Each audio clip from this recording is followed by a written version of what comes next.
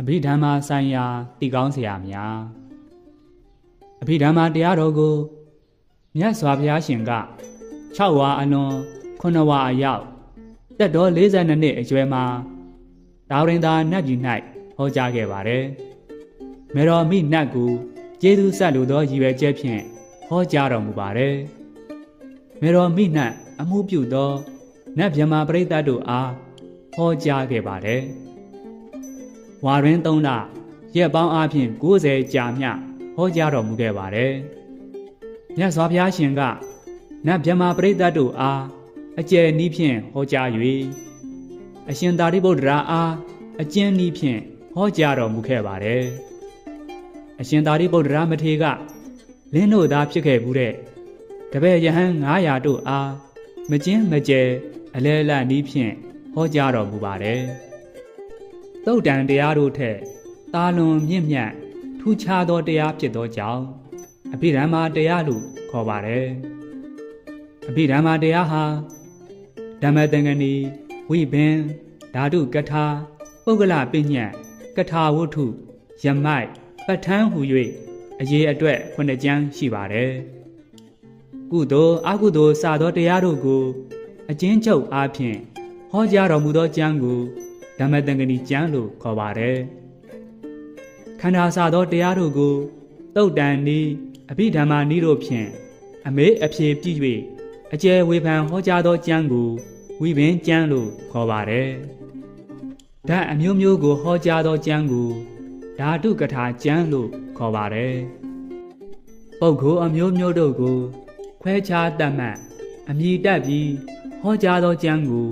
ပုဂ္ဂလပညတ်ကျမ်းလို့ခေါ်ပါတယ်။အယူဝါဒနှင့်ဆိုင်သောစကားတို့၏တရားဖြစ်ပြီးအဘိဓမ္မာအနှစ်သာရတို့နှင့်ပြည့်စုံသောကျမ်းကို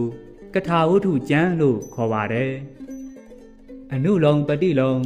ပု္ပ္ပာဝိသေသနာတန်ဋိဋ္ဌံတန်တယအစုံပြု၍ဟောကြားသောကျမ်းကိုယမိုက်ကျမ်းလို့ခေါ်ပါတယ်။အကြောင်းမျိုးမျိုးကိုဟောတော်မူသောကျမ်းကုသိုလ်စသောတရားတို့ကို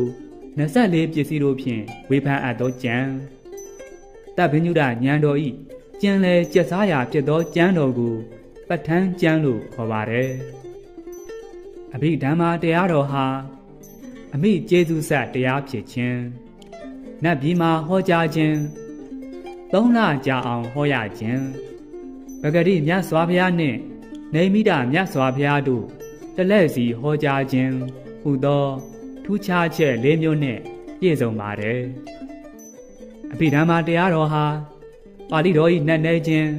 သဘောအဓိပ္ပာယ်၏နက်နဲခြင်းဟောကြားပုံအစီအစဉ်၏နက်နဲခြင်းဉာဏ်တော်၏နက်နဲခြင်းဟူသောဂံဗီရ၄မျိုးနဲ့လည်းပြည့်စုံပါတယ်။အဘိဓမ္မာတရားတော်ကိုရွတ်ဖတ်ပူဇော်ခြင်းသင်ကြားနာယူရခြင်းကြောင့်လင်းတို့သာဖြစ်ခဲ့ဘူးသောယဟန်တော်များကဲ့သို့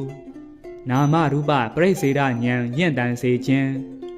မဖို့နိဗ္ဗာန်ရောက်ရန်လမ်းကြောင်းအထောက်ပံ့ကောင်းရနိုင်ခြင်းဘေးဥပအန္တရာယ်ရန်ဆွဲတို့မှကင်းဝေးခြင်းကျက်သေးမင်္ဂလာအဖျားဖျားနှင့်ပြည့်စုံခြင်းဟူသောအကျိုးတရားများစွာကိုရရှိနိုင်ပါတယ်။ဒါကြောင့်ဒီအကျိုးတရားတွေရရှိခြင်းနဲ့ဆိုရင်ဖြင့်အဘိဓမ္မာတရားတို့ကိုရွတ်ဖတ်ပူဇော်ခြင်းသင်ကြားပို့ချနာယူမှတ်သားဆောင်ထားခြင်းတွေကိုပြုလုပ်ကြပါလို့တိုက်တွန်းလိုက်ပါစေ။နားဆင်ပေးကြတဲ့ဓမ္မမိတ်ဆွေအပေါင်းကိုယ်စိတ်နှပြဘေးရန်ကင်းကွာကျမ်းမာချမ်းသာကြပါစေ။ဓမ္မဗဟုသုတဓမ္မအသိပညာများလည်းရရှိကြပါစေ။အဘိဓမ္မာတရားတော်တွေကိုရွတ်ဖတ်တရက်ဆဲနာယူမှတ်သားဆောင်ထားခြင်းဖြင့်ဆိုင်ရာကောင်းကျိုးလိုရာဆန္ဒတွေပြည့်ဝကြပါစေ။ချစ်သောအမိမြန်မာနိုင်ငံတော်ကြီးလည်းအမြန်ဆုံးတာယာငြိမ်းချမ်းပါစေ။